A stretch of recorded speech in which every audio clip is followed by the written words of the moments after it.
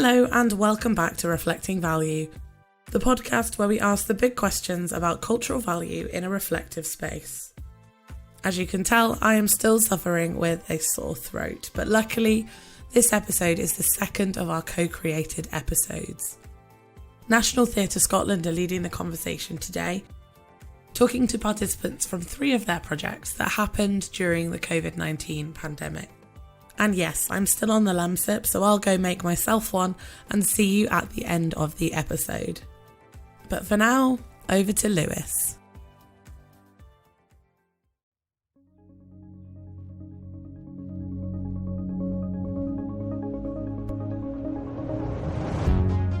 Hello there to you, wherever you might be listening. I'm currently in the headquarters of the National Theatre of Scotland, looking out across Glasgow on a rather bright, cold and beautiful day. We are going to be talking about 3 different projects which were led by the creative engagement team here, all of which were community and participant focused and took place over lockdown. 2 films which were made as part of an inquiry into care in Scotland, Non-Optimum and Holding On, and the Coming Back Out Ball, a project celebrating the lives of LGBTI+ elders, which spanned over 2 years. Over the course of this podcast, you will hear excerpts from conversations I had with some of the people who took part in these projects. Together we explore what these different creative projects meant to them as participants, and also how the COVID-19 pandemic impacted on what they were doing and the challenges that we all faced, but also some of the unexpected positives that emerged from being creative whilst in lockdown. My name is Lewis Hetherington. I'm a freelance artist who was the creative lead on the Coming Back Out Ball, and that's where we're going to start. The project was a National Theatre of Scotland and All the Queen's Men co-production in partnership with Eden Court and Luminate in association with Glasgow City Council. This is me chatting with 2 of the elders who took part. So I met Stewart and Carrie working on the Coming Back Out Ball, which was a huge project by any accounts that ended up spanning 2 years, actually because of COVID. COVID meant we ended up getting an extra year on this project. But the project was all about celebrating the lives of LGBTI+ elders through music, dance, community, story, and then beyond, as we might go on to talk about, cookery, origami, embroidery, just about everything else you can imagine. But I want to try and take us right back to the beginning. And Stewart, you actually started to answer this question. So I'll start with you. How was it that you first heard about the project? Was it through friends? Was it through media? Or what was it that first drew your attention? And then what was it that actually made you think, oh yeah, I'm going to go along and see what this project is all about? Okay, so I'd heard, I've only been in Glasgow, at the time, just over 4 years, and was looking for groups to go to. And I joined a group called Coffee Posse that met up near the Tron in Glasgow once a month. And that's run by LGBT Age, isn't it? Yes, that's right. And Jay and Helen that were coming along to the dancers at the Tron Theatre came along and met Jay and said, oh, come along. And I said, I'm not sure. So it was quite daunting to go into the first one, but they were just so welcoming and it was such great fun and met so many lovely people through it. But it sounds like it was quite significant, I suppose, that Jay and Helen, who were also LGBTI+ elders, sort of encouraged you to come along and made you feel safe to attend. Oh, yes. I think there's been quite a few people that came along from the Coffee Posse and things. Not all of them have managed to keep up with either through just not being comfortable doing things online and things. So it's a shame not to see some of them come along to, the online stuff. So hopefully when we get up to meeting again, that we'll see all these people and things again. Yes. I think what you're saying there is so important, isn't it? That actually that members of the dance club start to take the responsibility for new people coming in. And that was something I loved as one of the people who was actually working on it. That actually I could see the community start to really take responsibility for that. Now, Carrie, I'm going to ask you some of the same questions because you also were a frequent attender of dance clubs, but up in Inverness rather than Glasgow. I was at Eden Court. And so how did you first come to hear about the project, and what was it that made you think, I'll give this a try? I heard about it through Amy and Lou, who were running the Inverness Social Dance Club. And they came along to Murray LGBT. We had a monthly group. We met for breakfast once a month on a Saturday morning. And they came along to tell us about it. And I thought, that sounds really interesting. And I went along, and I like Stewart, I went on my own, and I didn't know whether there was going to be anybody there that I knew. So I was a little bit nervous about it. I was nervous what to expect. But Amy and Lou were so welcoming, and there were two familiar faces also there. So that really helped. And it was a lovely combination of sitting around and chatting and having a drink, and getting up and dancing, and then sitting back down and having a little, something to eat, there were scones. Lovely. And it was lovely. It was a lovely Sunday afternoon. It was just like a tea dance. And I really, really enjoyed it. And I got to know more people. I made new friends. And I thought that it was absolutely wonderful. And when the pandemic hit, it was, oh my goodness, what's going to happen? And I was so relieved once the dance club went online. I didn't know how it was going to work, and it worked beautifully. And it was an absolute joy to have the dance club in my life. Of all times that National Theatre of Scotland could have done this project, it was the most perfect time, because there was that wonderful creativity from all of you that were able to take it online and make it the most wonderful, fun, enjoyable experience, where we could be in our own living rooms or kitchens. In my situation, I was in my kitchen because I could dance dance on the floor.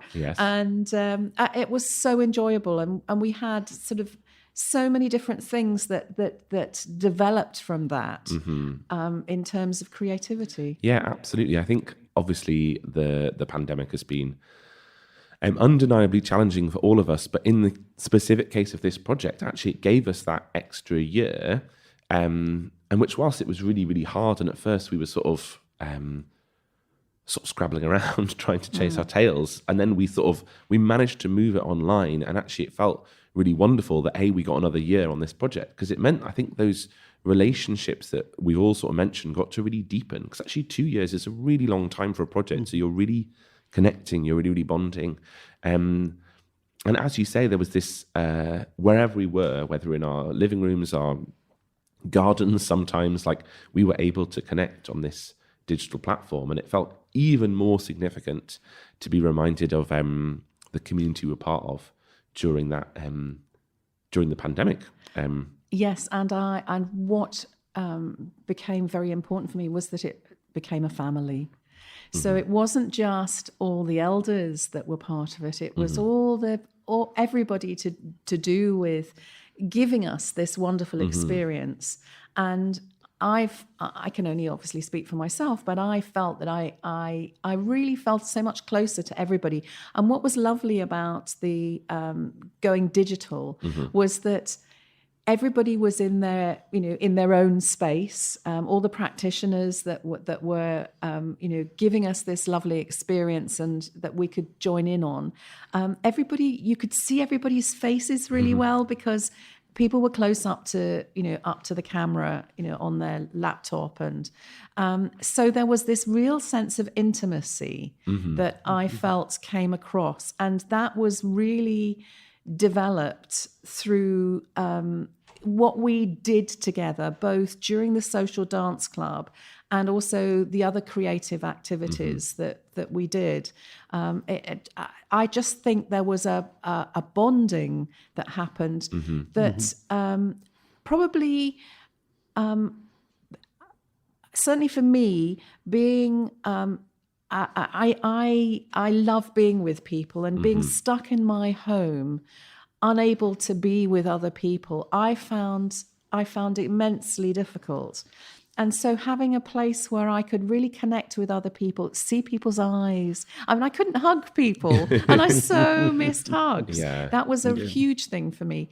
But being able to see people's faces, being able to see people's expressions, and knowing that there would be people there, and seeing, it was such an enjoyable experience that people were, in the main, happy. Yeah. Obviously, there were some people who were present, attending, who were really struggling, and therefore, everybody has their own way of managing things. But it was such a wonderful experience. It brought so much joy into my life. That's so wonderful, isn't it? And that the power of joy to heal, I think, is something I've been reflecting on an awful lot, and actually how I've always loved that notion of culture as a space that creates joy. And I suppose I thought of it as, joy can feel so entertaining and it can feel so nice. But I think this year it's really made me go, it's healing. It's actually what we need. And Carrie, I absolutely agree with what you were saying about that. At a time when we felt sort of physically distanced, these digital dance clubs were a chance to feel sort of socially connected. And I have to say, I was quite surprised. I suppose at first I was cynical, like I think a lot of people. I was really cynical that a digital platform could make us feel connected.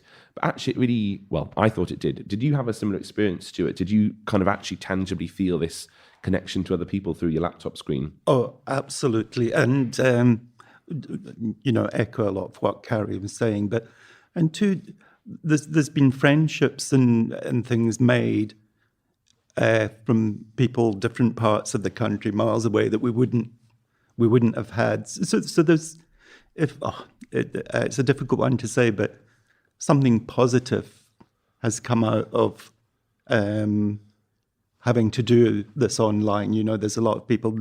There's people from Germany and Wales and England that have joined. And it was incredible when we started to get international guests, and of course that was the sort of unexpected, wonderful side effect of that digital space. And I'd say as well, obviously, there's this friendship in this room. Carrie's come down from up north, and she's staying with you. And I suppose, I don't think you guys had connected before. No, we hadn't. So I had never met Stewart. I only talked to Stewart online. And I've made so many lovely friends in Glasgow that I would not have met. Normally. But through, the pandemic was horrendous, but there have been some wonderful jewels as a result of the pandemic for me. And one of them is the friendships that have developed. And Stewart is somebody that I wouldn't have met. And I love you, Stewart. You're just great.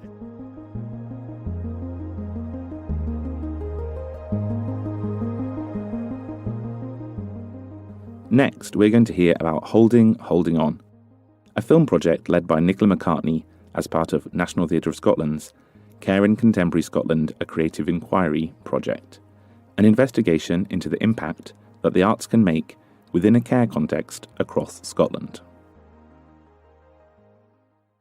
I am now joined by Kenny and Charlotte, who are part of a project the National Theatre of Scotland ran last year, looking into care experienced people and the care sector here in Scotland.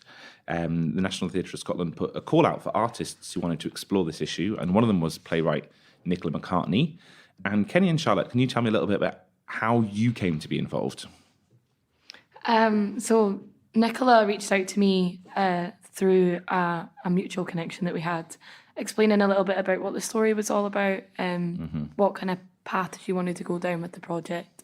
And I was really excited by the email that I received, and I was like, I also think Kenny, my colleague at the time, will be very excited about this email. So you've sort of dove straight in head first. Did you have any sort of reservations? Did you have any nervousness about? I think it was just my initial reservations were, is this going to be a thing where people are going to ask me about my story, and then that's as far as it'll go. But any sort of situation where people want to talk to care experienced people, you kind of get that initial, are we just going to talk about our lives, and then it never really amounts to anything else. So I think approaching any sort of opportunity that gets presented to you as an opportunity for you is, well, is it really an opportunity for me? But based on meeting Nicola for the first time, like I immediately felt comfortable around her, and the dynamic that was established from the very beginning was very much that this is not just my project, this is mine and your project, and you've got as much direction and like power and ability to change as I have in this situation. So those reservations that I had at the start were quickly alleviated, and then Kenny was brought into that space as well. And you had regular contact with Nicola, because it was quite a long process, you were saying to me, wasn't it? It was kind of months in the end, was it? Yeah, so probably close to a year in terms we would meet with Nicola once a week where we could and speak for hours at a time and really got to know each other. And I think that's important. You know, what Charlotte says is a lot of times when care experience people are asked to share their story or get involved in projects where stories are involved, it's kind of like you're sort of prodded with a stick, you know, tell your story, you know, make people connect with this. You provide the human interest level, and then they sort of pack up and go home. And I think what Nicola did was totally different from that, in the sense that I think she connected with us as individuals, and we had the chance to connect with her on value basis, on, you know, love for the arts, where we came towards things as individuals, and it was really intensive.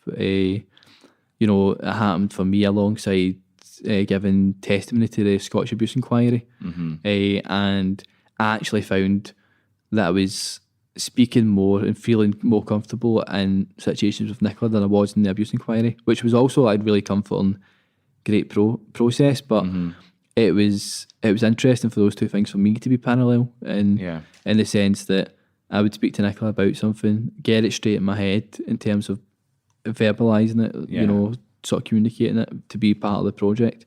And then it was really helpful then when I had to share something with, you know, the Abuse Inquiry, in the sense that I'd had the opportunity to verbalise it, get comfortable with it, and it felt like it was a safe enough space to do that, and exploring it from an arts-based foundation. And it sounds sort of like, I mean, it was obviously both Nicola's manner, but also the duration of time, because of course it's a really emotive subject, it's a really complicated subject. So it sounds like maybe the duration of that relationship, talking once a week for a really long period, meant you were able to get into quite complicated and challenging terrain. Is that right?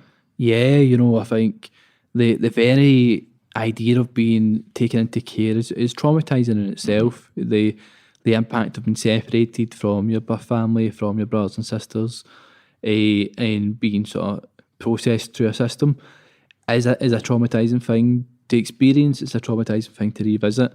And a lot of care experienced people, including myself, I think grow a comfort at being able to talk about it quite easily. But it's almost kind of methodical. It's almost you become monotonous. You can reel it off the top of your head. Well, I experienced this, and this, and actually having to explore it over a long period of time.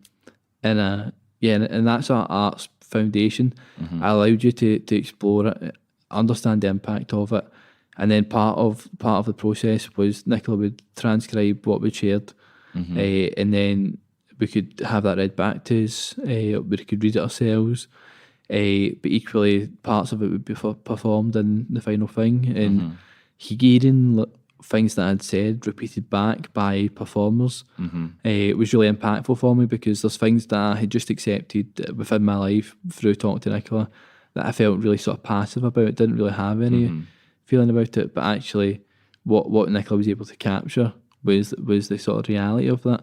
And hearing that back was really impactful. So just having that space, I guess, to reflect and sort of ask questions and take time, sounds like it was really significant for you. Yeah, in a way, totally different from, for example, I've been through therapy and things like that, and that is entirely different. And because it comes from a fixing angle. How can we fix you? How can you fix yourself? How can you come to a situation where you feel comfortable with yourself in your life and your experiences? Whereas with this, it was an exploration of it, and I think, like, you know, we talk about lots of things. Class was a big thing, and you know, I've in my care experience, I've lived with well-off families, less well-off families, working class families, upper class families, different parts of Glasgow, of the country, and it's interesting the sort of insight you get into people's lives. Yeah. And it's never something I'd thought about until I started speaking to Nicola about that. It's not something that would be captured in an abuse inquiry or in a situation like that. But, not a lot of people have the privilege, and it feels weird saying that when you're talking about care, of like getting an insight into different class structures in terms of family dynamic. Was there any limitations to this particular project? And it's important to say that like this podcast and the National Theatre of Scotland are really interested in those kind of critical reflections in terms of what are the limitations of working like this or this specific project, if there were any for you guys. I think for me, the sort of limitations come through the investment, There's a huge investment in time, and I think this is something I think that should be much more expansive in terms of the number of people that get involved alongside this stuff, the opportunities to progress through things, so from a very selfish perspective, myself as somebody who's interested in writing, it would have been great for there to be involved in this, for there to be some scheme to go on to learn more about writing, to unlock that stuff, to connect with people, to get alongside things that the National Theatre of Scotland are doing outside of this project, And I think equally, it's not just writing, I think there's care experienced people out there who, want to get involved in the arts in lots of different ways, whether it's, sound recording, stage management, like event management, joinery, whatever, there's loads of different ways. And also would have like their own stories and perspectives again, so it would just be enriching because you just have more ideas, more like kind of things to throw into the mix. That's it, and you don't know that something's an offer to you unless it's in your world. Yes. And so growing up in care, growing up in poverty, you don't necessarily know that the arts is for you because, again, do you see yourself on it? Yeah. Do you see yourself in it? Yeah. Like, are you going to then approach it because is it for you? And then you turn up at a screenwriting class at the Conservatoire and people start talking about obscure films and you feel that you're out the loop just because you went to see Downton Abbey and you feel like you feel less than. And so I think these all factor in and eradicating barriers and things like that and making people feel comfortable in the space. Yeah. And what do you think, Charlotte, in terms of limitations? I think for me, the personal investment was also a limitation in terms of you're given quite a lot and you don't really know where it's going to go until you see it. I think having a sort of explanation as to what's happening behind the scenes would have made that a bit better. But so you sort of felt like you were having these conversations with Nicola, which felt really interesting, but you sort of went, I don't quite know what this is connected to. Where's this going to go? Sure. Yeah, so I think that's just the nature of being in the middle of a pandemic, though. I think the fact that we were doing most of this work online and then the final product turned out to be online, things would have been different if it was in person. I think even another limitation is the sort of reach and the momentum after it went out there. Like I think the plan was to do an exhibition in Parliament originally and then potentially make some sort of stage production or something like that. But these were all like ideas floated about at the start, and then obviously the pandemic prevented all of these things from happening. Yes. But I think in terms of keeping the momentum going, because this isn't just a snapshot of mine and Kenny's lives and everybody else's that were involved. Like this really much is an ongoing debate, an ongoing conversation. And some of the stuff that we talked about in each segment of the project are really live and happening for people right now. And how do we, I suppose, keep that momentum going in terms of National Theatre of Scotland is obviously such a big organisation and obviously a huge body. People pay attention to what you guys have got to say. But I think the limitation in terms of the situation that we were in with the pandemic meant that holding on got a lot of attention at the time, and then nothing's really sort of not changed, because I'm not expecting some sort of massive change from it, but it would have been good to see this work continue, because it is really not just about care experienced people, because we're looking at like care in general in Scotland. This is a really topical debate right now as we're starting the National Care Service. Like all of these conversations are important to keep having.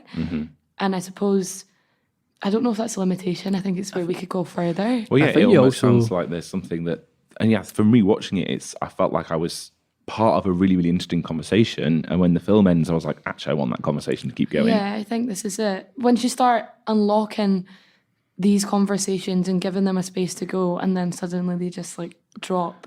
I think that is the limitation, is because you don't let these conversations develop. And a really good example of that is me and Kenny, and the conversations that we were having with Nicola really got to develop over that time period. And then we produced something that we did.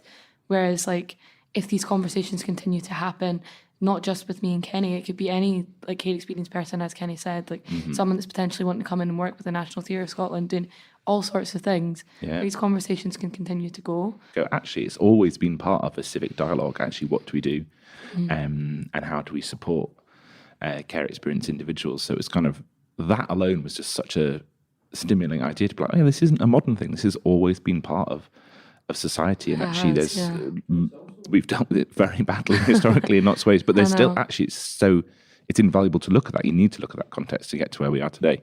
And I feel so aware that after talking about not wanting to finish conversations, we're going to have to finish this conversation now because we've got so much stuff. But I mean, you guys should have your own podcast. That's my first observation. Well, it's funny you should say that. Oh, okay. I did a podcast when I worked for Care Scotland, so I don't work for them anymore. So if anyone wants to like sponsor me, get it. Okay, amazing. There we go. It's out there. But yeah, thanks so much. It's been fascinating to talk to you guys. We could have talked for hours more, I suspect, but it's been so brilliant to have you in and have your insight into holding on. Thank you. Thank you. And finally, we are going to hear about Non-Optimum, When It Is Safe to Do So, created by Lucy Gaisley and 21 Common, which was also part of the Care in Contemporary Scotland, a creative inquiry project. During the COVID-19 pandemic, vital care services that learning disabled individuals across the country depend on were suddenly stopped. Non-Optimum, When It's Safe to Do So, is a film documenting those months in lockdown and revealing the lives of Alan, Jaqui, Ian and Peter, who started attending a weekly virtual club to connect, dance, and socialise together again. Using content filmed by the protagonists and narrated by leading Scots actor Gavin Mitchell, Non-Optimum confronts uncomfortable issues around visibility, ability, ableism, and otherness. This experimental documentary film centres on endless zooming, raving, domestic dreaming, and the reimagined forbidden outdoors. I had a chat about the process with Jaqui and Peter and their mums, Linda and Jan.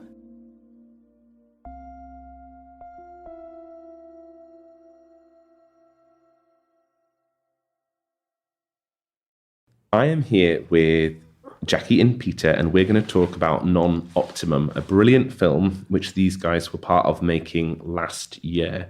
Jaqui, can you tell us a little bit about Non-Optimum, the film? Non-Optimum, the film, when I was making it, when I was filming at the Abbey Centre in Abercrombie Business Centre in Abercrombie Street in Bredeston, when during the COVID-19 pandemic last year, and I was when I first started as one of the service users at the International Theatre Scotland, when I correct the projects for International Theatre Scotland with Craig and Gary and Lucy and Ian and Peter and Alan, was called 21 Common, and I was making a film called An Optimum, and remembered we started to film in the Abbey Centre first. Brilliant. Thanks, Jaqui, so much. Peter, how are you doing over there? Fine. You're okay. Brilliant. I'm going to ask you some of the same questions. So why don't you tell me, when did you first start working on the project? Was that the same time as Jaqui? Well, I was in the scene. Mm-hmm. You did your own scenes? Yeah. And so where did you get filmed? A house. In your house? Outside. And outside. And what were you doing in the film when you were filmed? I was using the Forces dressed as Darth Vader. Yeah, absolutely. And are you a big Star Wars fan? Yeah. So my first question is, Jaqui and Linda, this is for you. Jaqui, do you think you changed at all over this project? Did you see any changes in yourself? I see any changes myself. I need to change in the project. It gave Jacqueline another focus because we had no days at Abbey. So this came along at a nice time. Really. Okay. So it gave a focus to sort of occupy time and energy. And Linda, what did you sort of observe? What felt like something that really felt significant about this project for? She was a lot happier. We had a lot of tears during lockdown. She wasn't coping very well. So this gave her another focus. She loved what she was doing. They came to the house just a couple of times. Well, they filmed at the house as well. They filmed some of her moves in the garden with the dog. Yes, I remember. It was brilliant. Brilliant dance moves. She was just really, a lot happier. There was like hope there because I think she felt as if, everything stopped. Oh, yeah. Everything absolutely stopped. Yeah, it was so Everything hard. was shut down and closed, and we were in the house, and it was awful, really. But yeah, it's amazing when a project like this comes along, as you say, gives a little bit of hope, a little bit of light, a little bit of joy in amongst what was a really difficult time. Yeah, absolutely. Do you have a favourite bit of the film? I liked the Darth Vader. I loved the Darth Vader. That was great. That Absolutely. was good. The dancing Darth Vader in the sub club is absolutely brilliant. That was great. It was really good. And Jacqueline, of course, doing her model. Of course, the catwalk. I do my Catwalk. models in She's the catwalk. Jacqueline loves Kate Moss, Oh, brilliant. and once she has a DVD, and it gets played once a year on the 16th of January. Oh, yesterday. Yeah, that's her birthday. Kate Moss's birthday. Ah, that's Kate Moss's birthday. Brilliant. So do you like walking the catwalk, I like Jaqui? walking a catwalk called Lewis. Yes, I know I do. Yeah, me too. She just thinks that she is very cool. Yeah. I would Regardless too. of what she has done, she is the greatest thing since ever. Have you always liked Kate Moss? I always liked Kate Moss. I would say I love Kate Moss. I love her. Brilliant. Well, I think in non-Optimum, you give Kate Moss a run for her money with your catwalk walk. That's for Yeah, sure. Kate Moss, she means getting a run for the money for my catwalk. Yeah, absolutely. Brilliant. And Peter and Jan. So yeah, Peter, do you think, did anything change for you doing this project? It's a hard question. Yeah. Did doing this project make you feel different? Yeah. Did you find lockdown a difficult time? Aye. And what was it that was difficult? Stuck in the house with your mother. Yeah. Oh dear. Oh dear. Good. And then this film came along, and did that change things? Yeah. Yeah, that's good. What about you, Jan? Did you sort of notice a difference when Peter started working on the film? Oh yes, his mood changed. And all through the week it would be, Craig and Gary, can you text Craig? You text Craig. When am I on again? When am I doing Zoom again? Going to text him. I says, it'll be on Friday when you're back in touch base for a few hours. Right, okay. Has Craig get back to you yet? Am I doing this? And it was just constant all the time. And that was a good thing. Yeah. It gave him a focus instead of getting really quite upset about not being able to get out and seeing family members. Yeah. And it was just a great thing that came along, and I thought, wow, this is fantastic. Yeah. And it was like people that he knew that were in it as well, and that was because he didn't see any of the people in touch base, even in a Zoom. Yeah. So it was great for him to see people that he would normally see. Yeah. Even if it was just in a music session in the band, then he would see them there. But other than that, there was absolutely nothing. So this was just... So it was a chance to connect to people and have relationships. And so Peter, was that relationship with Craig and Gary and Lucy a special relationship? Did you feel like they were your friends? Did you feel like you had fun together? I felt I had fun together.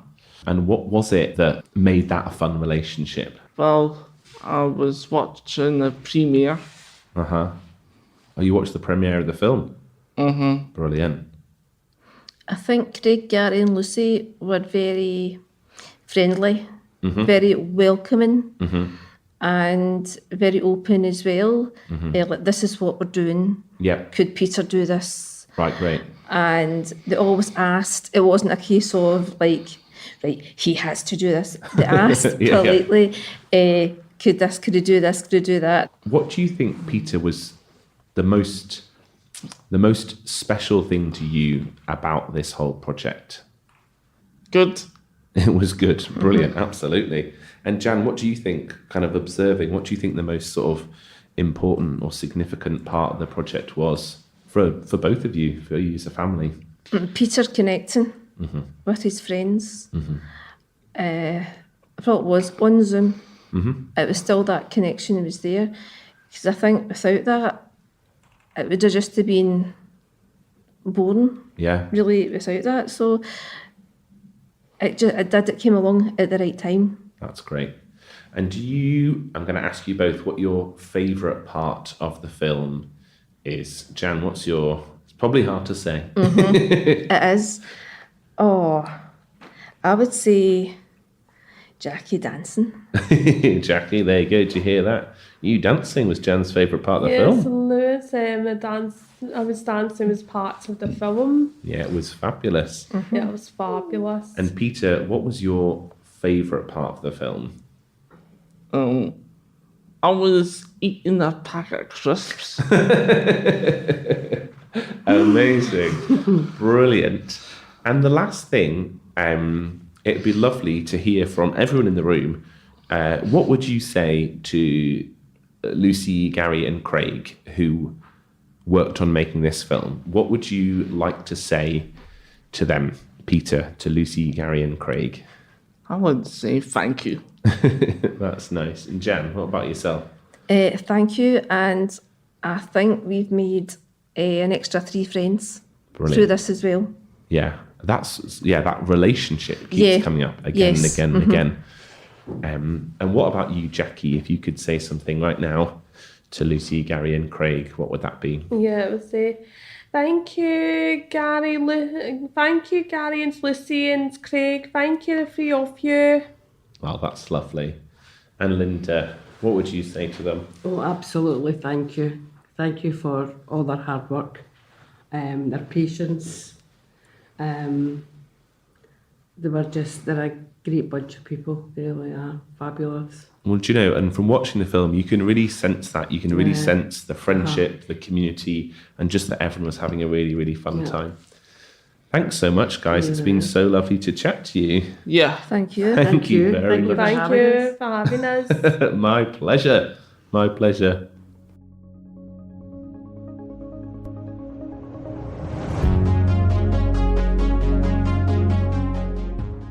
As you could probably tell from listening, this podcast could have been a lot longer. There is so much richness in all these projects. In fact, we did record a good few hours worth of material, which we've edited down into what you've heard today. But if you want to know more about these projects, do head along to the website nationaltheatrescotland.com, where you can find out a lot more, including background, images, film content, and also you'll find ways to contact the National Theatre of Scotland if you have more questions. For now though, I'm going to say goodbye, and a huge thank you to Stewart, Carrie, Kenny, Charlotte, Jaqui, Peter, Linda and Jan for sharing their thoughts, and to you for joining us.